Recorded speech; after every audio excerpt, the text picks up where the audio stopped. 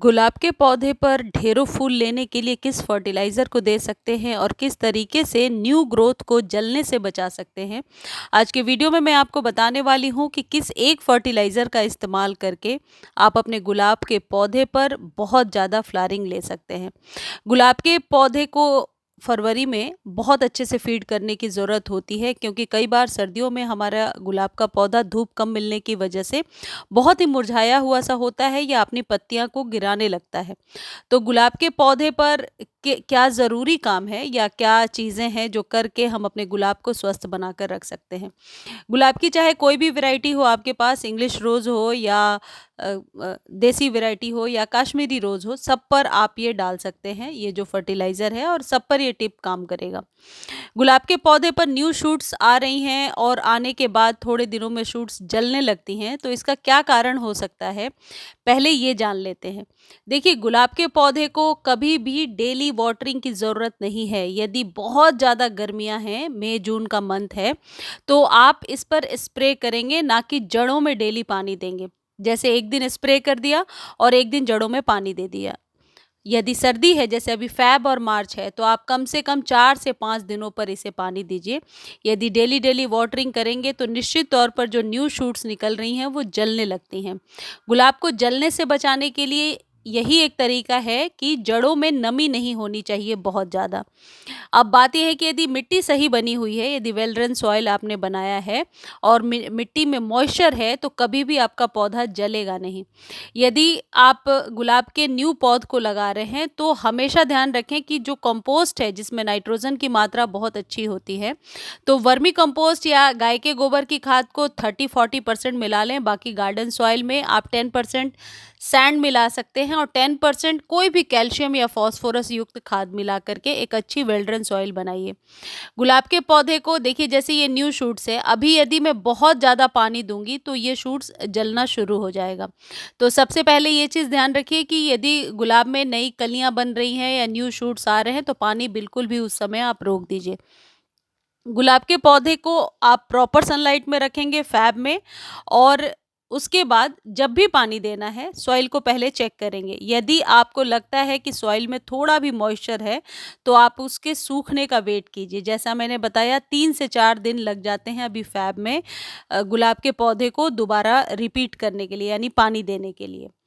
गुलाब के लिए सबसे बढ़िया खाद कैल्शियम, फास्फोरस और नाइट्रोजन युक्त खाद होता है। गुलाब के पौधे को बहुत ज़्यादा कैल्शियम और नाइट्रोजन की ज़रूरत पड़ती है।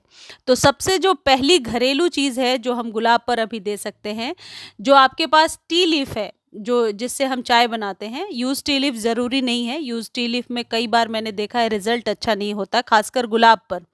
आप चाय पत्ती 1 चम्मच या तो पानी में घोल करके या फिर डायरेक्टली सॉइल में दे दीजिए। अब इस चाय पत्ती से नाइट्रोजन की कमी पूरी होगी। यदि चाय पत्ती नहीं देना चाहते हैं, तो आप एप्सम सॉल्ट 1 चम्मच पानी में डाल करके स्प्रे कर सकते हैं।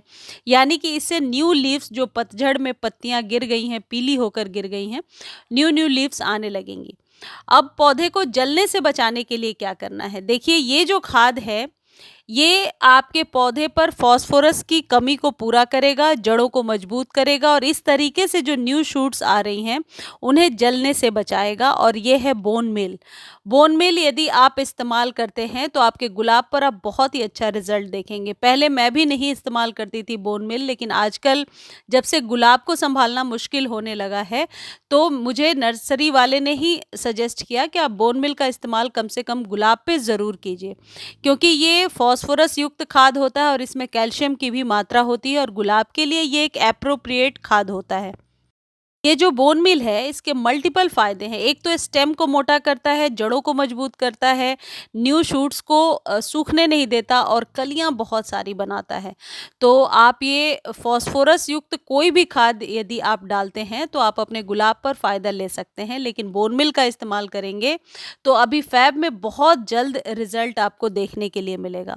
जैसे मैंने ड्राई फॉर्म में खाद दे दिया, लेकिन मैंने पानी नहीं दिया है, क्योंकि मिट्टी थोड़ी सी नम नज़र आ रही है। तो जहाँ ओवर वाटर हुआ, भले ही आपने खाद डाल दिया है, पौधा तुरंत मरने लगता है।